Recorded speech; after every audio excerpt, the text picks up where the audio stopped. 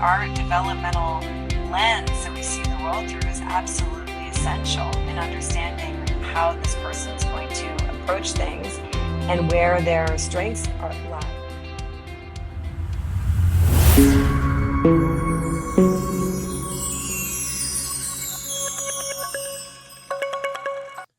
Well, welcome to Being in Medicine. We are excited we have Dr. Sasha Heinz with us today. She is a developmental psychologist, and she also has a master's in applied positive psychology. So welcome, Sasha. We're happy to have you. No, I'm so excited to be here, Corey. It's so good to see you. And Jeff, very nice to meet you. Yeah, absolutely. We're going to dive right into it because you have so much knowledge and experience that we're just eager to get into. So I'm going to go right for the hard stuff. How's that sound? Does that work for you? Let's do it. Yeah, All let's right. go. So how do we apply positive psychology into creating our experiences in healthcare, like in medicine? What do we tell us about that?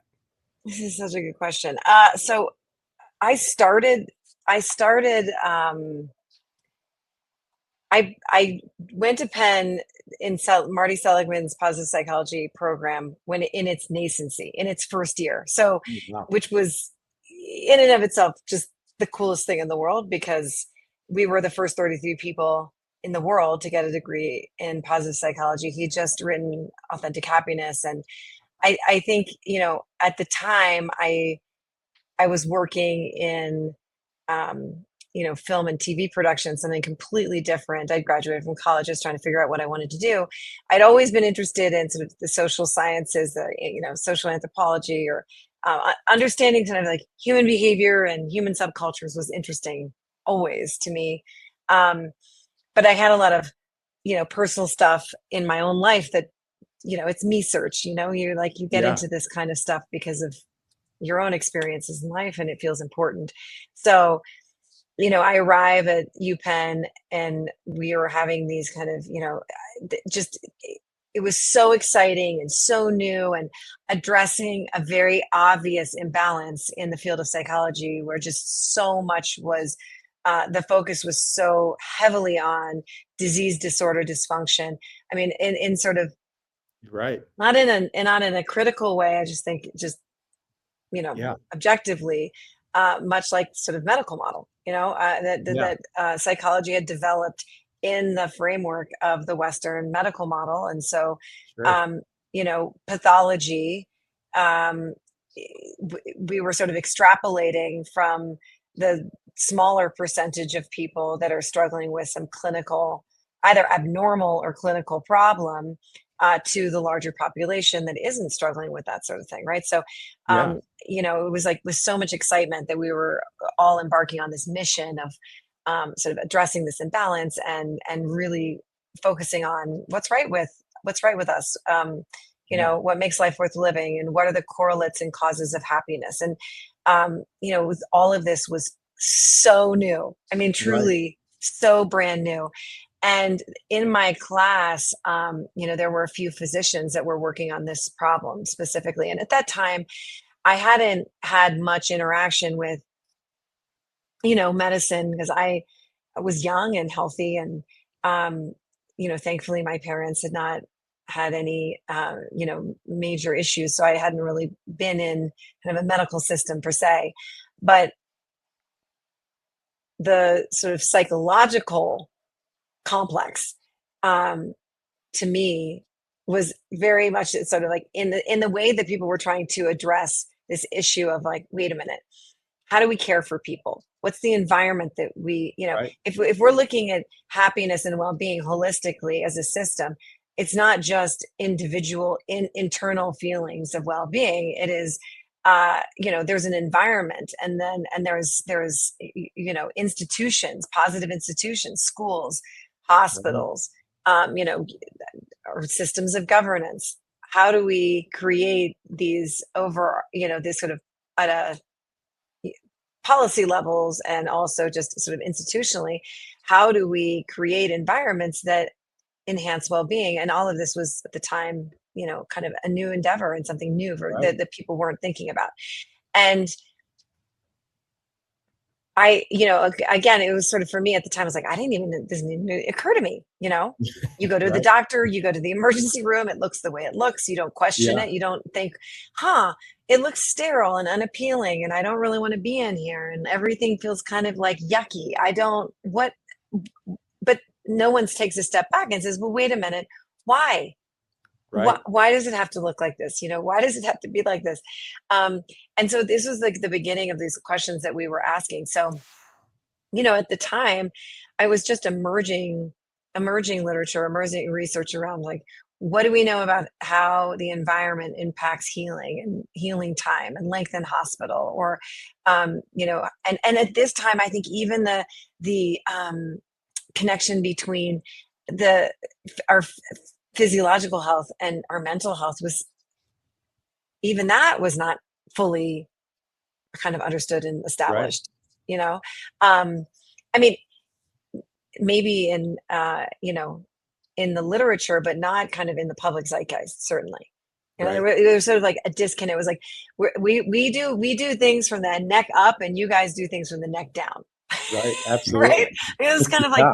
the way it was seen or understood, and so the idea that it's not, and it's not even like mind and body; it's mind body. It's just one thing. One thing. Right. It's one Absolutely. thing. Yeah. That was all. I don't even know that that was even established yet. I mean, I think about like Ellen Langer's work, and um, none of this was mainstream at Right. all. And we had this one. I'm not answering your question in any direct way, so I'm so sorry.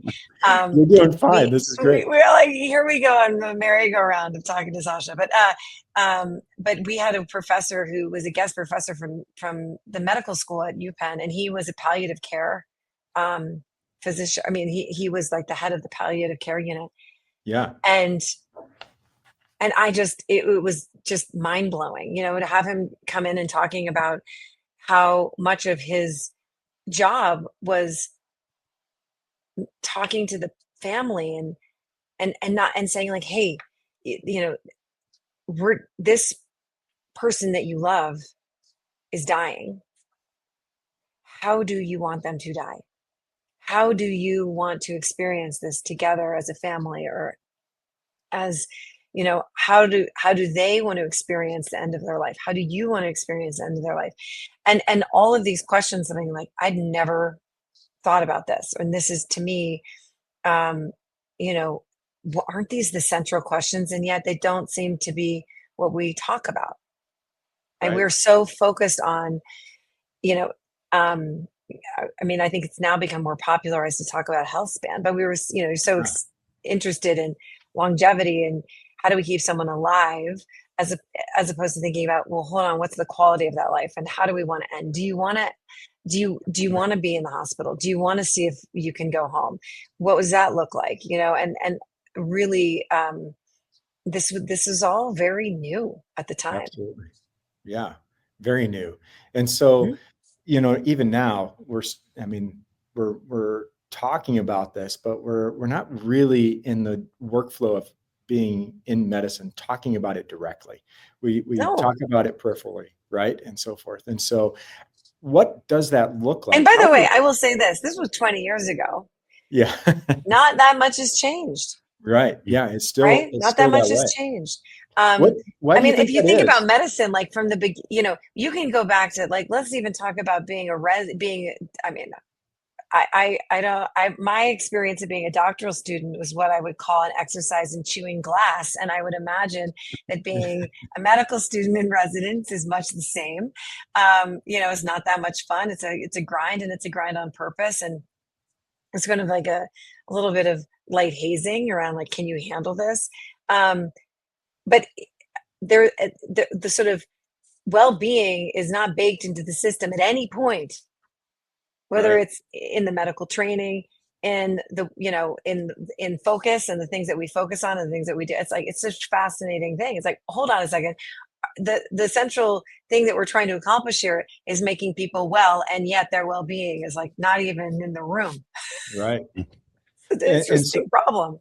it is an interesting problem, right? And we're 20 years down the road and we still Hmm. haven't addressed it in a meaningful way, right? Yep. And so, Yep. and why do we think that is? Like, why do we hang on to those legacy culture things where it is a grind? Like, why do we do that to ourselves when we could, in a way, just change and choose to have a different focus?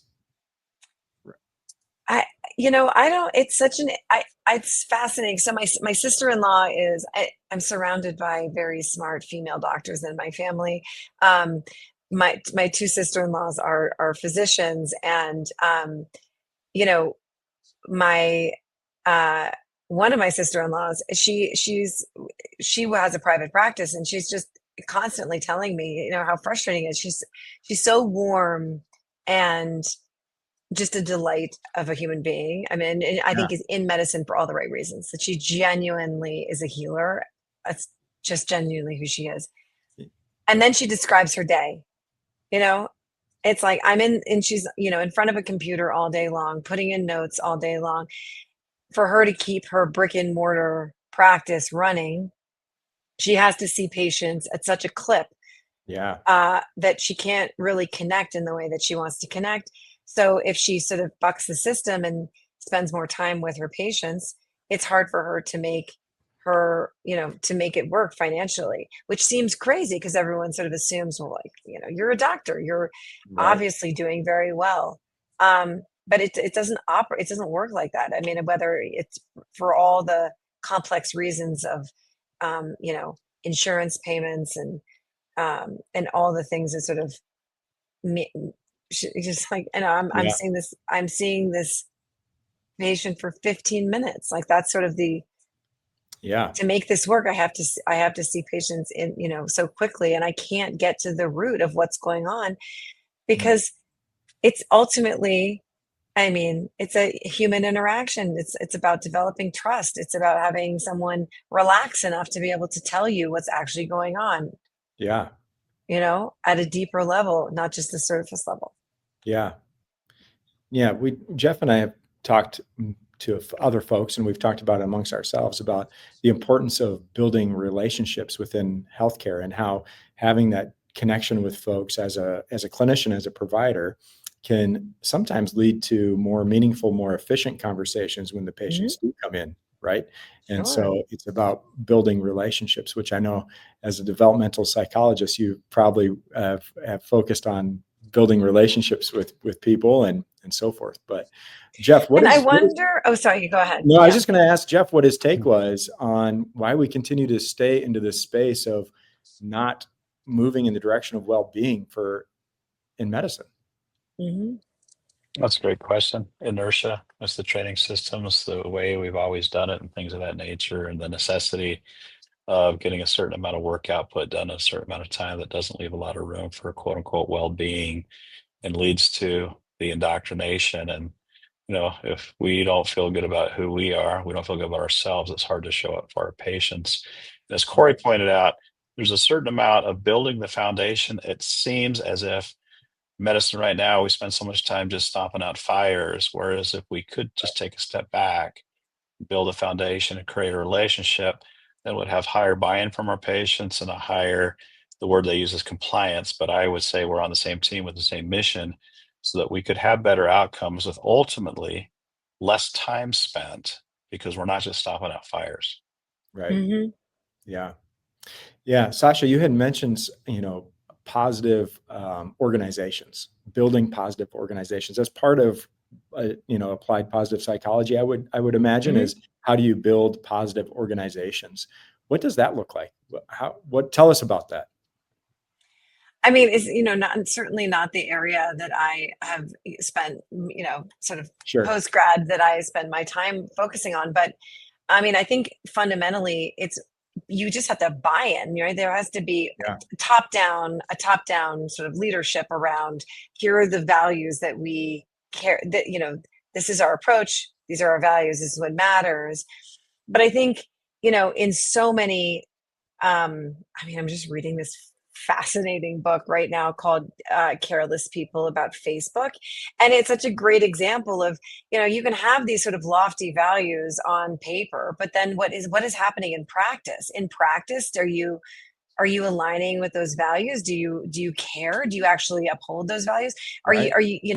Is that, because I think it's easy, especially with this sort of thing, to say, like, oh yes, no, we care so much about, the mental health of our, physicians and nurses and also our patients and et cetera. But then at the end of the Yeah. day, it's like, well, wait a minute, did you get this done? As you said, like, is this Yeah. efficient? Is this getting done? Did you get, like, Right. you're not being applauded for spending the extra time with the patient to make that person feel comfortable or give that person the confidence that Right. they're going to recover or whatever it is. I mean, Yeah.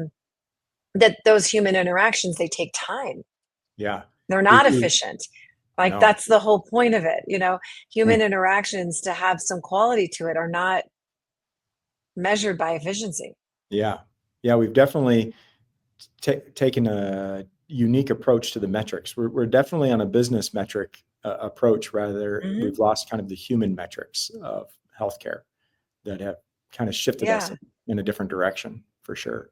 Yeah. But yeah, I mean, I think, as Jeff was saying, right? It's inertia. It's sort of an established identity. I think that's also really hard to shift when we talk about behavioral change or changing, whether it's individually or institutionally.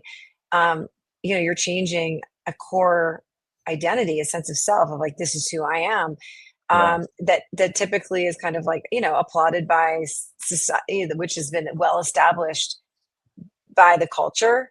And so to show up as a doctor not wearing your white coat and not looking the part, so to speak, there's like a bit of sort of dissonance from the audience. So like, wait a minute, you're supposed to be dressed in a certain way that makes me feel that you have more authority, and I don't want, Yeah.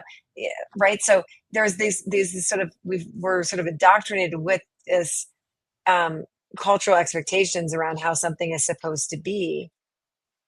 And Absolutely. even if the literature says, hey, turns out that, and I'm not saying, I don't actually know that this is true, I would Sure. hypothesize that it is, that, when a doctor is not wearing kind of alienating uniform that gives them sort of hierarchical authority over you, Right. that there's probably a better bedside manner, that you have a better relationship with that person. Yeah. um, it's easier to connect with that person and not to feel like, oh gosh, this person knows better than I do, so I won't tell them this, like they said, right? We Yeah. defer to the expert. So but if the doctor comes in not wearing scrubs or whatever, all of a sudden you're like, what's going on here? Yeah. There's something's wrong. So it's behavioral change is complex in this way, is because we have these kind of status symbols and identity that are really create kind of an internal resistance to changing that, Yeah. that we like, it makes us skeptical, or Yeah. there's some loss. Like, is this good? I'm not sure. And it takes someone to be brave and risky to say, I don't know, I'm going to give it a try. I'm going to try Yeah. something else and see how this goes. But I Yeah. mean, think about all these, um, there are like pseudo medical shows on TV Yeah. where the doctor is wearing scrubs, Right. right? Yeah. Like, okay, what are they saying in their outfit? Or they're wearing a white jacket, or they're wearing Yeah. something that sort of signifies, like, I am the doctor. Right. Um, and it's sort of an interesting thing to think about. Like, this is all part of this system that we exist in, that makes it very Yeah. hard to change. Because if you're a doctor, you have a persona as a doctor. You're a different person when you're not Yeah. at the hospital, or walking around with your stethoscope around your neck and your, tag your name on your jacket. Yeah. Which is what this show is about, is for us, it's coming authentically to medicine as who you really are, who you are being in the moment. And we often, and I was guilty of this early on as a clinician is, they always say, fake it till you make it, right? So you just put on this persona and you put on this idea that I know exactly what I'm doing and this white coat's going to help me do that, right? Rather than coming from an authentic place where I can just relate and be with you and listen to you and then find a way forward with you, even if I'm struggling. And so for me, that played a role for me. I'm so interested from your perspective. How do you think that, how has medicine changed in the last few decades on this front? Oh man, Jeff, why don't you start us off? Geez, it's a great question. It It's a pretty is. broad question, and I don't know that I have an answer, but I do think that the transmission of information with the internet and the availability of I won't say the particular search engine's name, but you Yeah. get your doctoring online, creates, on the one hand, people becoming experts in their own health, potentially without necessarily all of the information. So, but on the other hand, I think that the positive side of that coin is that people do become bought into being their own spokesman, the own leader of their team. So when we can capitalize on that and have them see that we see them as the most important person in the room, the reason why we're there.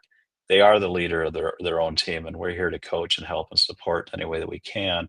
I think it can be useful. And so there's a shift, and I think if we capitalize on it, it can be a useful shift. Yeah. Within, among colleagues to do things differently? Among colleagues, I would say that there has been a shift in somewhat of the dynamic between how they interact with patients. And I've seen folks like where we practice, people have gone away from wearing white coats. They've tried to take on more personas that match the way that the patients are coming into us, right? And so we have seen some shift in that. And there's still the ego-driven mentality that's driving a lot of medicine that still exists. And but in terms of understanding more of the soft skills of relating with patients, some people have picked up on that for sure. But there's still some times that doesn't translate to the entire team or even to colleagues, right? There's still some ego-driven behavior there. So there's still a lot of work to be done, I would say.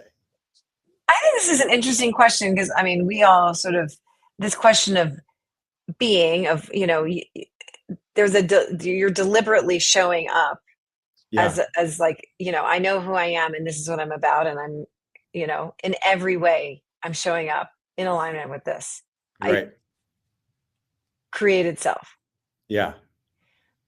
But where's the support to do that, to help someone actually do that? What I mean to say is, you're we don't have, when are you given the space to actually Yeah. sit down and be like, I'm going to think about this. Like, who am I being?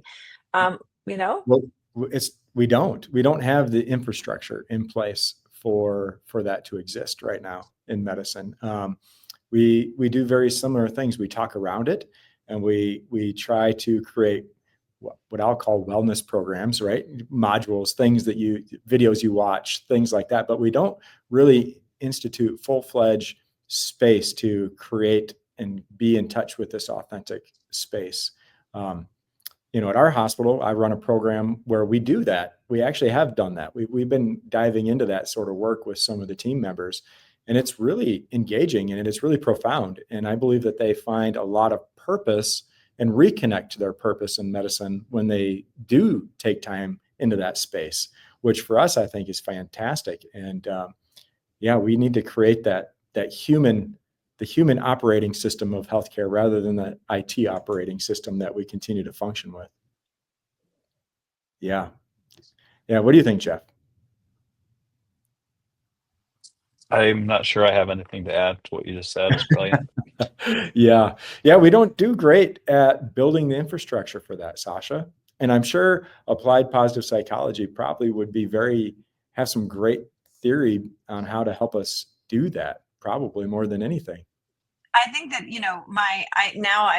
I did my master's degree in positive psychology, and then my doctorate in developmental psychology. And, Yeah.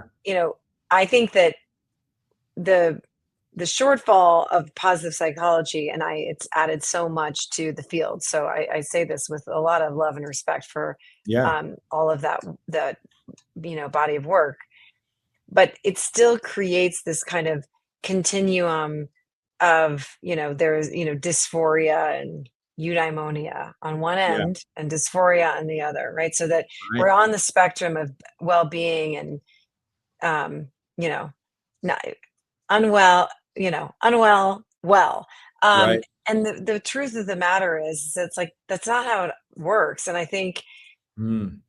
from my perspective, the entire process of our human experience is one of development. It's actually an upward spiral of growth. So, in that upward spiral of growth is a lot of challenge and crises and Yeah. loss.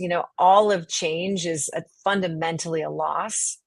Yeah. Um, and people aren't afraid of change; they're afraid of the loss that change requires. And Absolutely. so, the entire process of human development is that dynamic. And it doesn't feel awesome all the time. It feels pretty crummy, Yeah. actually. It's type 2 fun. It feels good in the rear view mirror, but it doesn't feel good when you're doing it. You're 40 Right. minutes into the workout and you're like, well, this stinks. I really, really would rather not be here right now. And Yeah. then when it's over, you're like, man, that was awesome. So glad I did that. Right. Right. So, it's fun. It's fun and awesome in retrospect, but it's not in the moment. It's a grind. It's hard. Yeah. Right. So, um, I So how do we think move that, healthcare there? How do we well, move right. It's healthcare like, exactly. It's like, I think that my only problem with the positive psychology lens is that, and I'm not, there are a lot of sophisticated thinkers in this space. So I'm not there? like, in no way I'm suggesting that this is how sort of people think, but I think it's translated reductively, unfortunately, to be kind of like, okay, well, we're about wellness and we're about feeling good.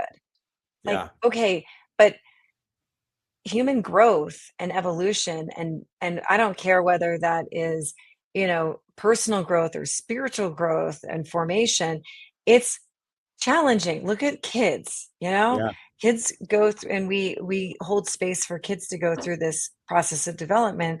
And you know when our kids are telling us like, well, this really stinks, I don't really want to do this thing that you're making me go do. Oh, mom, you're going to drop me off a new team. I don't know anyone, don't know the coach, and Right. I have to like join this new team for the weekend to play whatever it is. Yep, bud, that's what you're doing this weekend. Like, if I asked my clients to do that, they would be like, absolutely not. Right. Right. And Absolutely. our expectations as parents is like, of course, like, it's a good learning, it's a growth experience, it's a good The learning growth experience for you, experience. Yeah. right? And Yeah. so, I think we forget that in adulthood we are still growing. That's the name of like, that's the central, Mm. that's the whole meal. That's what's happening. Um, and and that doesn't always feel so good. In fact, it often feels kind of it feels kind of Yeah. bad. It feels scary and overwhelming and uncertain. And if you're living a life where you're, pushing your growth edge, you're often going to feel not on stable ground, Yeah. you know? Um, and That's that's a good thing, not a bad thing. right. That's fascinating. That how do we have to move into a way in which gets us in medicine spiraling upward rather than downward, because we tend to fall into that downward spiral so often with the challenges that medicine brings. Um, we need to find a way to support people into an upward spiral and to get us there. Well, I mean, the medicine to me is that they're also like so interesting because you also are having to deal with people's resistance to change. So Yeah. much of what you deal with as a physician, I mean, you do your work as a physician. Like, you're, Jeff, you're a surgeon. You go in there, you do your work, you do your job. You're excellent at your craft. You've done so, excellent surgery. Okay, if you could just walk away and be like, yep, they're done. It's awesome. All done. That's not it though. No, it's not. Who, I don't, perhaps needs to amend how they live their life, or needs to amend, do rehab, or needs to do stretching regimen, or needs to do, change their diet and their Yeah. exercise routine, or whatever it is. And okay, now we're like hitting a whole, we hit the wall of awful. Yeah. People don't want to do that. That's the stuff they're like, yeah, no thanks. Right. Yeah. Jeff's great at this, and he spends time with his patients on enrolling them into their care. And we kind of talked about this earlier in the conversation about getting to where people are at, and then meeting them there, enrolling them into their own care. Jeff's brilliant at that. Jeff, like when you're working with someone, I mean, because half the battle is, I imagine, is part of how they take care of themselves in their own recovery. Yeah, it's true. I can't remember the exact quote, but we can't solve the problem with the same thinking that got us into this problem. And we become what we practice.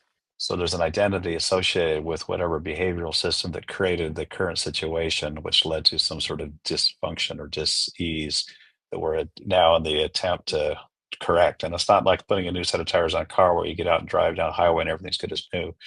Rather, we depend upon I will say, in my belief system, the God-given capacity for our bodies to heal.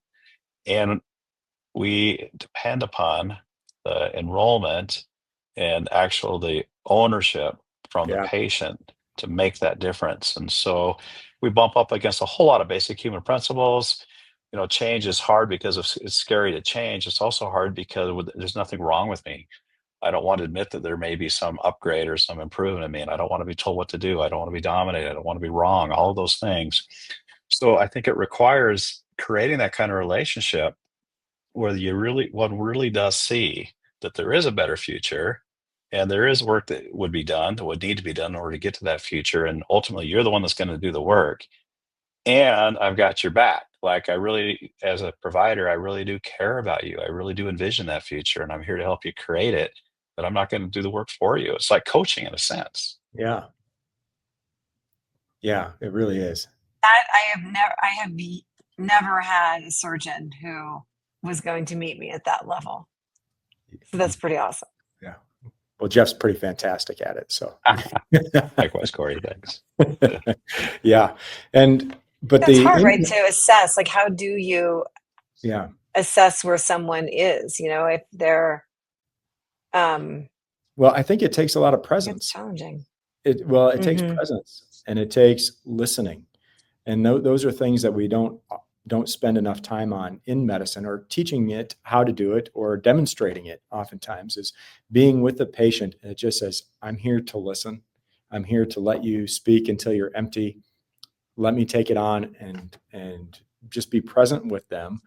That's how you build that relationship, and that's how you meet them in that space. Like, what's going on for you? What do you see yourself doing that? No. Okay. Well, what barrier do you see? Like, if you're just trying to cram in a 15-minute appointment just to do another injection or another this or another that, there's times and places for that. But to get to the root, to get to the behavior change point where you're willing to spend time with them to help them do that, you have to be present with them and be willing to listen to them. And just like you do in coaching, like I'm sure you do that with your clients, Sasha. Coaching is about listening and engaging and serving when you can.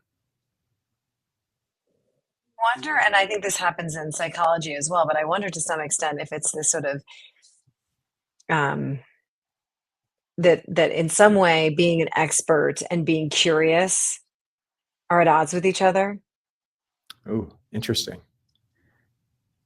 Say more about that. Like, if my identity and my way I have to show up as a doctor, and by the way, in no way a criticism, because do I want my doctor to be an expert? Yes, indeed I do. Right? I want to believe wholeheartedly that the person who's about to slice into whatever and fix some problem that I have, or giving me some advice, is exceptional at what they do.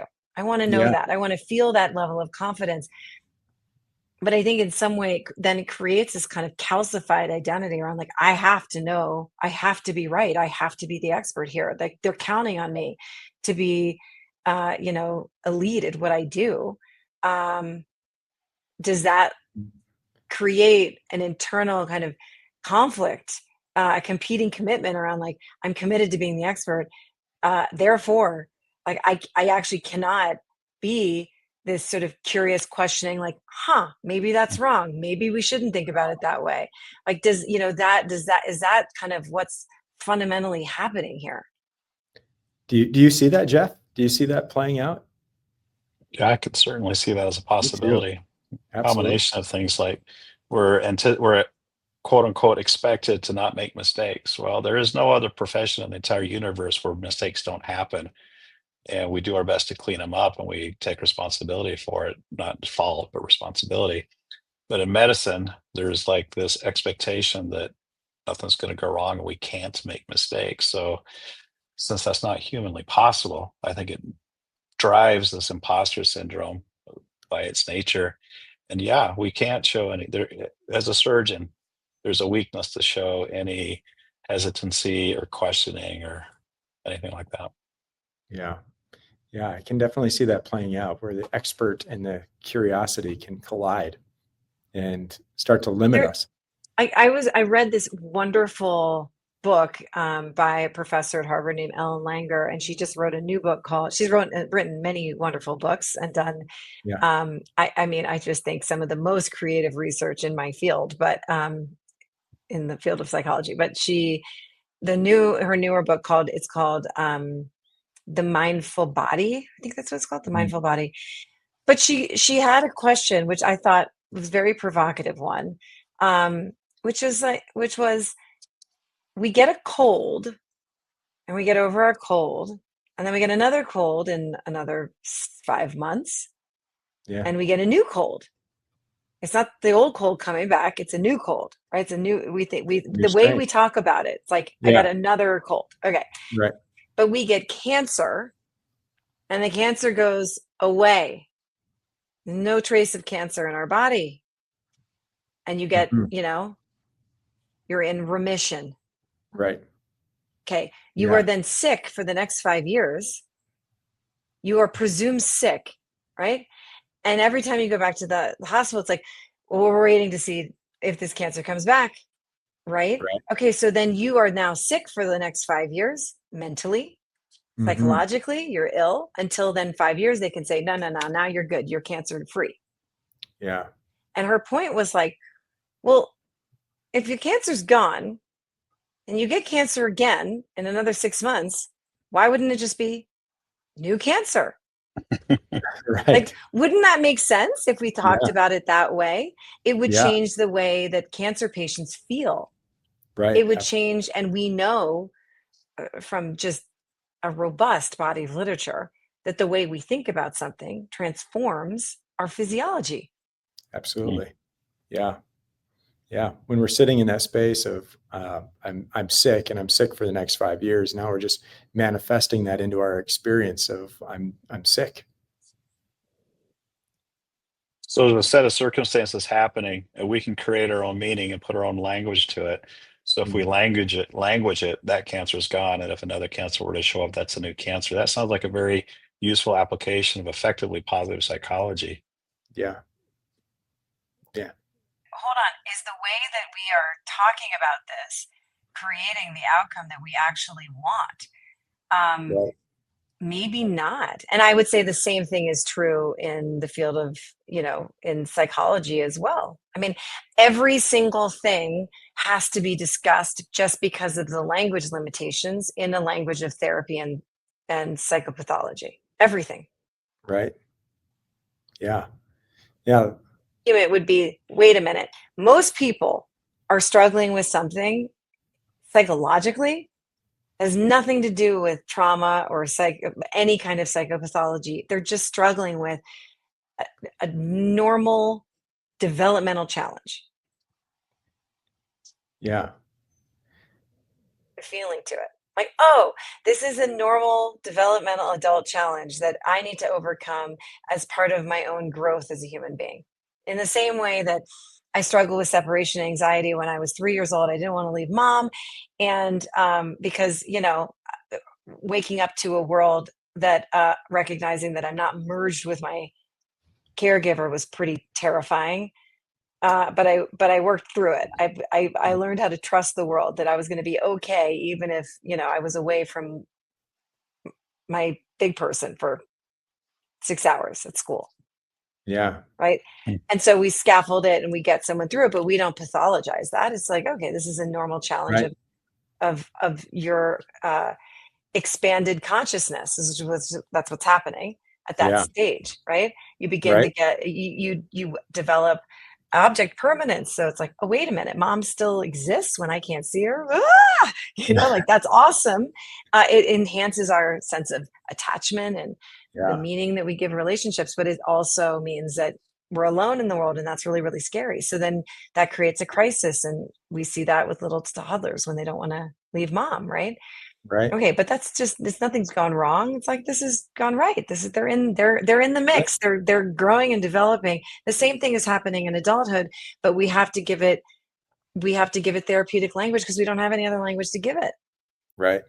But Absolutely. how, right? But we don't sit back and think, wait a minute, why? Right. So, as a developmental psychologist, what is the most fascinating thing when you step back and you look at healthcare? Like, what dynamic or what thing in medicine strikes you as just that is fascinating? Is there anything that strikes you that way? What's so interesting is that the way that we interact with medicine is so related to our stage of adult development. Yeah. So would it be how useful would it be for us to train and educate our healthcare teams around the adult development stages and what that looks like, and what would that do for us? Because if you're working with someone who's at um I'm gonna sort of put aside sort of lower develop, like, I mean, it's hierarchical. It doesn't mean that one's better than the other, just means that there are levels of sophistication, but it doesn't mean that, like, Yeah. a Yeah. toddler's no a teenager's not any better than a toddler. Right. We all have equal value. They're just different stages of their capacity, of their developmental capacity. But if you're working with someone who's at a socialized stage of development, meaning they have the capacity to hold two perspectives at the same time, which is Mhm. great. Just like everyone, we want adults to get to the stage of development because then you play well with others, and Right. you're well socialized, right? You will recognize that you have impact on other people and they impact you, and you're part of you recognize your you kind of place yourself within your community. You understand that you're one among many, right? and Yeah. and you matter in that way. Very important, very important. It's very hard to have a society of individuals who do not recognize that they impact each other, right? It would be disastrous. So this is a very important stage of development. We want teenagers to develop into a socialized adult. But if you get stuck there, this creates the problem, which is, what is the socialized person? They're locked in the snow globe of, like, I exist within my community. My sense of self is constructed interpersonally with someone else. So I construct my sense of self. If you like me, then I'm good. If you don't like me, I'm not good. I'm not sure I'm any good, right? So Yeah. what's the problem with this stage if you get stuck here? People pleasing, Mhm. being not being able to make a decision because if the experts are disagreeing. So let's say you have um, a doctor diagnoses you with cancer, and then you go get a second opinion, and then you get a third opinion. Now you've got three doctors telling you something, three things, completely different things. Okay, this is like a disaster for this socialized adult, because they don't have an internalized sense of self. They don't have an internalized sort of internal compass. It's like, no, I make a decision based on my values, and so I can manage the dissonance. Right. Okay, they can't manage the dissonance. They just feel completely overwhelmed, Sure. right? And so then you'll notice the behavior of, like, okay, then they're seeking everybody the internet, their friends, their family, everyone to help Yeah. them make this decision because they don't know how to reconcile these different experts telling them different things. Okay, that's like, this is a developmental problem, Right. right? A person at this stage, which by the way, most adults are stuck at this stage of development. Like 60% of adults, more or less, are stuck at this stage of development. This person at this getting stuck at this stage of development also means that you want to people please. So you're going to Yeah. tell your doctor the thing they want to hear. You want them to like you. Okay, that's Mm, not helpful, no, right? If no, it's you're the not. physician, you got to know, like, hey, even if you think it's a little shameful, or even if you think I'm going to be mad at you, like, I need to know what you're up to. I Right. got to know, otherwise I can't help you. Okay, but while you may not have any judgment of them, you do, Mm, right? So they're going to give you the socially desirable answer. yeah. It's really problematic. Yeah. So in your work, you help people move. How do you work with people in that stage, or what do you do with your coaching, in your space, to move and get them moving in a direction that helps them create some awareness around that? What you're talking about, sort of owning your being, like actually self-authoring that. Yeah. I've Yeah. established who I am. I know who I am. I know what my values are. They're owned. That Yeah. any good therapy, any good coaching is moving people in that direction, is trying to help people um, reason and like actually look at how I showed up, what I care, like look at, like, wait, why am I caring? Why do I care about this? Why is this bothering me? Why do I want their approval? To be able to actually objectively look at those things and question them, that's the direction that you want to help people move into. Because if they can develop into their own sort of maturity as an adult, as a self-authored adult who self-authored their identity, their Wow. self-concept, who I am, what I'm about, um, that's the person who can handle, well, this person disagrees with this person. Okay, but I'm going to use my own internal filter to make a decision here. Now, I'm not Yeah. saying the decision's easy, but I can do it Right. without falling apart. Yeah. Or my doctor's going to tell me that, given whatever test they just ran, or whatever they just found, or whatever surgery that I had, here are the things that you need to do. Given the state of play, here's the behaviors that I would like you to engage in, right? Because based on the evidence, like, this is the best protocol for you. Right. If you're self-authored, you're able to actually internalize that, like, okay, and run it through your own kind of internal filter. Like, does it matter to me that I, heal more quickly, or that I'm healthy? And depending on what your values are, you get to make a decision about that. Okay. The person who's stuck at a socialized stage of adulthood will be like, oh, yes, yes, yes, doctor. Yes, of course, I'm going to do those things. And is like totally Yeah. sincerely telling you they want to do it. Then they go home, but their family has a different ethos, Yeah. different, they don't eat this way, they don't exercise this way. Okay, now what happens? There's a conflict. Yes. Manage and navigate that conflict, because in this environment, this is the way to be. And in this environment, this is the way, it's a different way of being. How Yeah. do I deal with that? So the person who's developed that sort of sense of self-concept, like, it sounds like an internalized being, as you, in your language, right? Yeah. They don't have this internal conflict, because they can handle going home and being like, oh, I get that you want to, eat fast food and fried chicken, and that's cool for you. But this is my goals. These are my goals. These are my values. This is what I care about. And I'm going to move forward accordingly, right? I'm going to Right. behave in alignment with these higher order values that I have. Right. The person's level of development as an adult is critical to Yeah. how they show up in every Absolutely. aspect of their life, including Yeah. how they show up with a physician. And I would say, in some way, even most importantly with the physician, because the physician is the proximal authority figure. Right. Absolutely. Yeah. Yeah. What now? Let's flip it on, and we're not the patient anymore. We're the provider.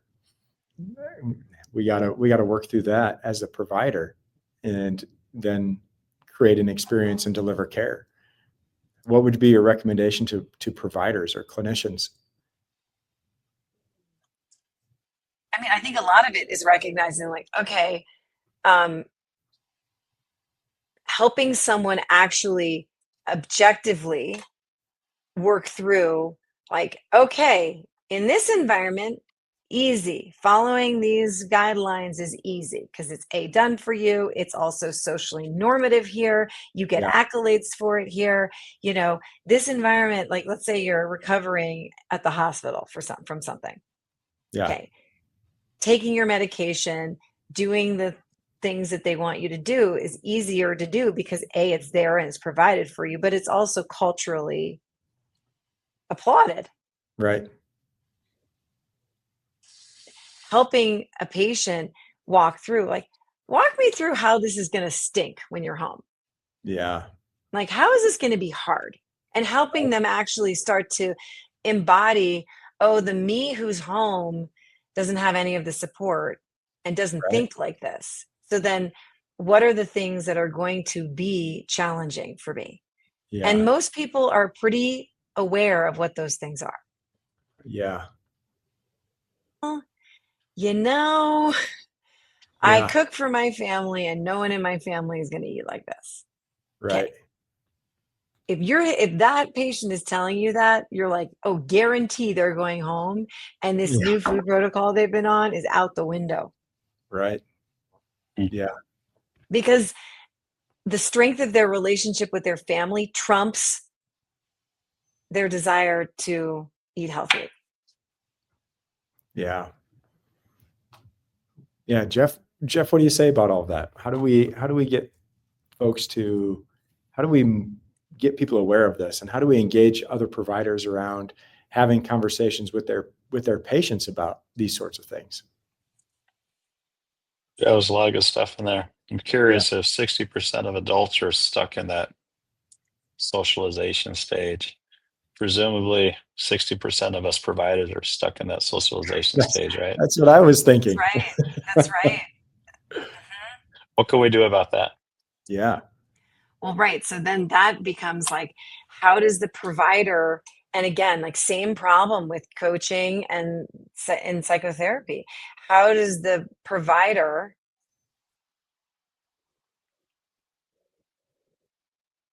Yeah. without worrying that they're going to not be quote liked? Right.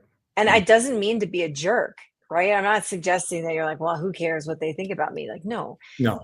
It's important that you have good rapport with, your patients, because otherwise, like, nothing you do matters. If they don't like you, it's dead on arrival, right? So, Yeah. but how do you offer feedback without avoiding conflict, without avoiding difficult conversations? Because oftentimes a physician needs to have a difficult conversation with their patient.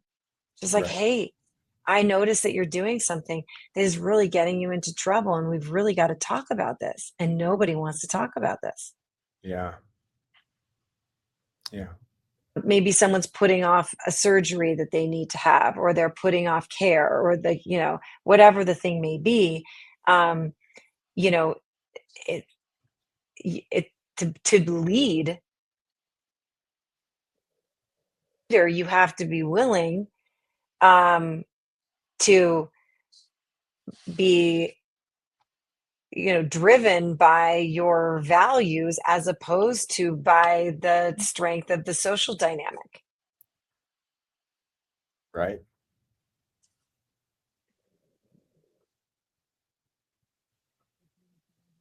So, yeah, I mean, our developmental lens that we see the world through is absolutely essential in understanding like how this person's going to approach things and where their strengths lie. So, like for the person who's the socialized person, like the critical thing for them is like, do they have a good support system at home? Like, could we bring in the family? Can we bring in the friends and the family and have a larger conversation? Like that would help that person immensely. Yeah. What's their big barrier? Like, oh, relationships, right? They're like very constrained by the relationships in their life. Right. So if the other people in their life are on board, like, yeah, I'm going to help you out here. Right. Okay, that's like you're removing a massive barrier. Right. If we wanted to apply one thing, or what one thing would you say we could do right now to shift medicine in a way in which people are coming from their authored self, from their being, from their authentic place? What's one thing that we should look to do now?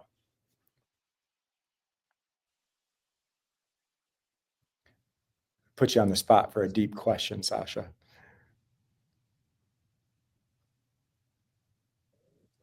Sure. That's a great question. I don't know if there's one. I don't know if I just wanted to get your opinion to see if there's anything that strikes you in that. But I wonder to some extent if, and again, like it's hard to say because it has to come from an authentic place from the, physician or the doctor that's having this conversation with you. So it can't be kind of like, let me check this box and ask you Right. this question, right? It has to have Yeah. that sense of presence, as you were saying. But I think that if there were more conversations around like, what is it that you want? What are your goals? What do you care about? What matters to you? If there was a deeper, if the doctor was talking to the patient at a deeper level around like, we're not just talking about surgery for your knee, Right. or we're not just talking about some, whatever the more kind of technical fix I can give you. Yeah. We're not talking about the technical fix I can give you. We're talking about like there's a mindset element to this, right? There's sort of like Yeah. a deeper adaptive change, not a technical change. Like, Mm. what are you about? What matters to you? Like, let's Yeah. get down to it. Is this something that you care about? What do you care about? And then how can I frame what the behavior that I would like you to engage in? How can I frame that around the things that you care about? Yeah. Mm. Yeah. Brilliant. That is brilliant. I absolutely love that. So tell us a little bit about what you're working on now. What drives Sasha every day? Um, I'm currently working on a book, which is so exciting. Tell us. Um, I'm working on a book right now about adult development, but I mean, my larger mission is because I think that there's similar issues that we have in psychology that I think sort of there's an overlap, a Venn diagram of Yeah. problems in medicine and also in the field of psychology as well, where um, I'm I'm so glad that you had Bill and Pettit on to talk. I mean, i- his stories of transformation. I don't know if the audience is truly grasps this. It is unheard of. Yeah. I don't know a single psychiatrist, psychotherapist. I mean, no, he's a psychiatrist, but I don't know a single, person in the field of psychology um, who has results like Mm. Bill does. Yeah. Mm. It was an amazing conversation, and he's brilliant at telling stories. You ask me like, okay, if you're like if you're getting a client or a patient to move the needle in a little way, you're like, okay, that's a win. Right. But I mean, he's talking about like a radical transformation. He's like, yeah, that's the norm. I'm like, what do you mean? Yeah. What? Right? It's like it's just mind-boggling. So I then that makes me sit back and go, why have I just accepted that that's abnormal? What if that's not? Right. Mm. Yeah. Right. It, And it's just sort of sad, like, wait a minute. If what Bill's doing is possible, mhm. like what if we all subscribe to Right. accepted that doesn't actually exist. Right. Yeah. If not just a series of limitations that we recognize or that like don't really mean anything that we thought they did, but they don't, right? Right. Okay, Yeah. so like what's the next frontier? Right. What's the What's next the, frontier with us? yeah. Stand in possibility of what is out Yeah. there. Like Yeah.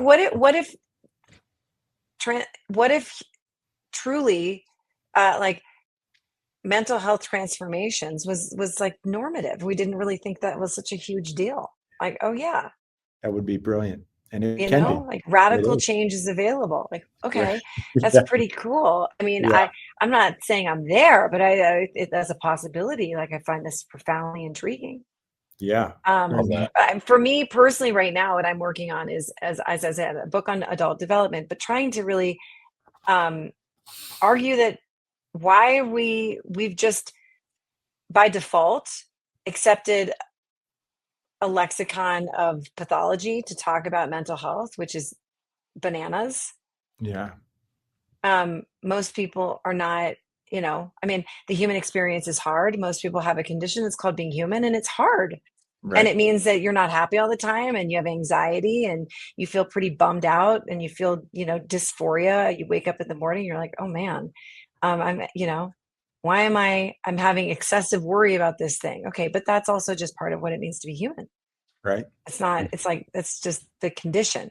So what if, I mean, more or less 80% of the population is just like the walking wounded, right? We're dealing with Yeah. normal human struggles, Right. but not at the clinical level, right? So Right. at any given point, about like 80% of the population is, um, functional. Yeah. That's most people. Right. But the entire practice of therapy has been built out of how we treat the 20%. Absolutely. No, it doesn't. Mm-mm. What if what most people are struggling with, which is what I truly believe, is most of what we're struggling with is just developmental challenges, and they're hard and they stink. And when you're a child, you have teachers and parents and coaches and adults who are helping you navigate these challenges. So you have scaffolding for it. And then you're sent out into the world. It's like, okay, you're baked, but you're not. Right. Still And you grow. still have to grow and develop without all the support and without any language around it. But I feel so just passionate about this because I have so Yeah. many clients that come to, they'll come and work with me. I'm like, one story of that I, reference, but it was just so staggering to me. I have this amazing client. She's 49. Her kids are off in college. She's on her third career. She's like, I'm going to law school. She took the LSATs already, which is like, oh my gosh, I can't even imagine like no way. You make me take another standardized test. No way. Not doing it.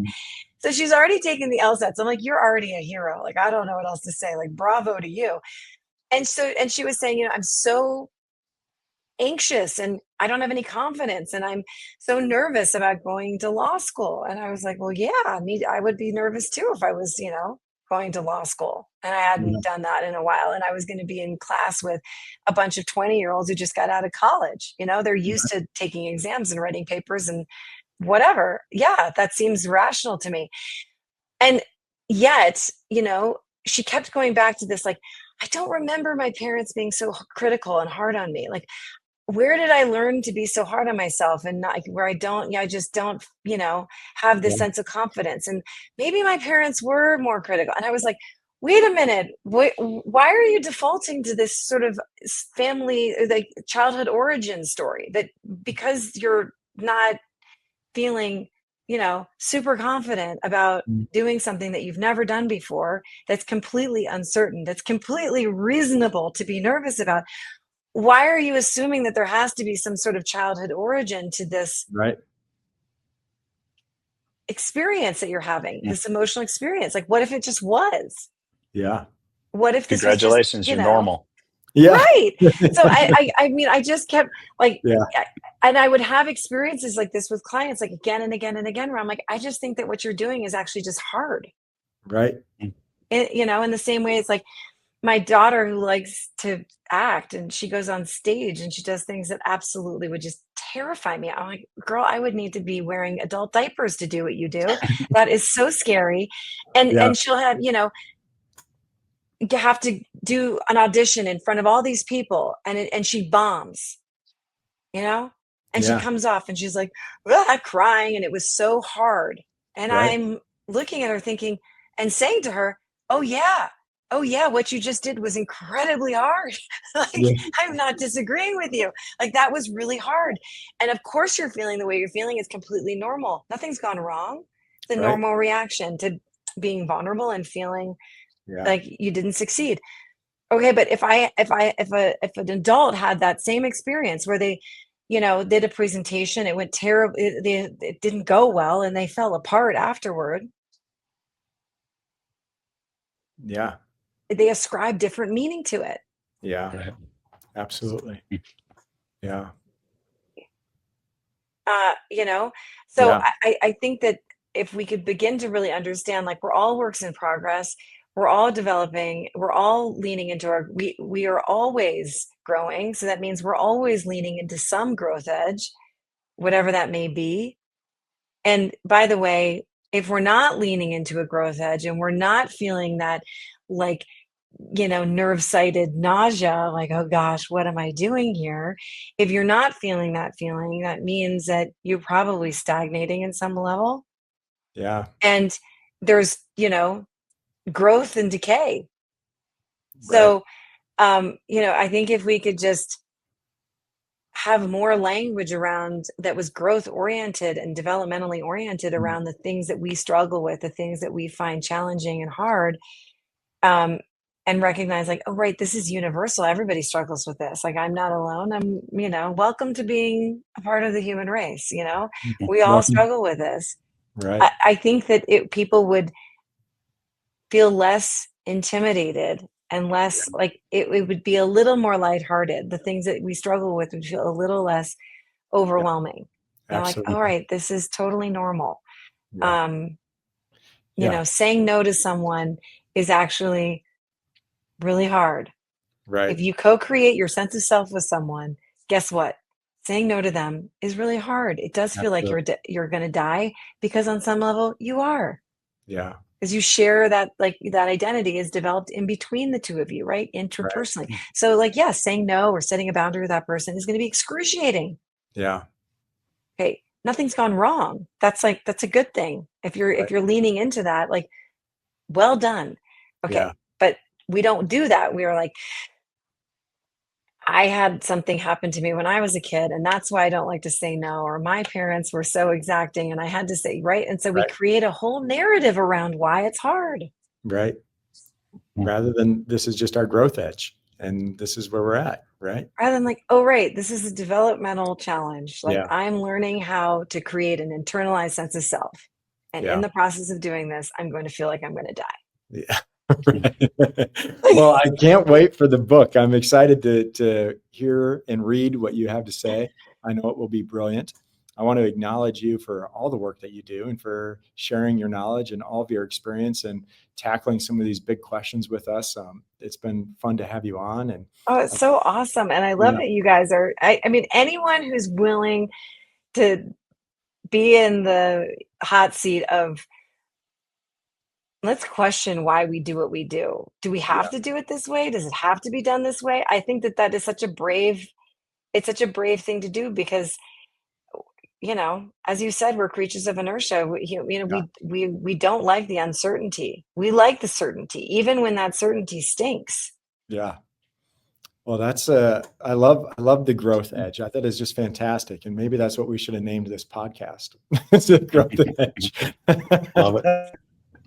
But Oh, thank you You're guys so much. fantastic, It's been Sasha. so fun. It's the best to well, talk to like-minded colleagues. yeah. Thrilling. Listeners, you can find Sasha on her website at drsashaheinz.com. will anticipate the book. We'll put all of the things in the show notes so that you can read and find her and her bio and everything. So thank you, Sasha, for coming on. It's been a joy. Just love having you on, and thank you so Thanks, much. guys. Yeah. Have a great day. Good to see you.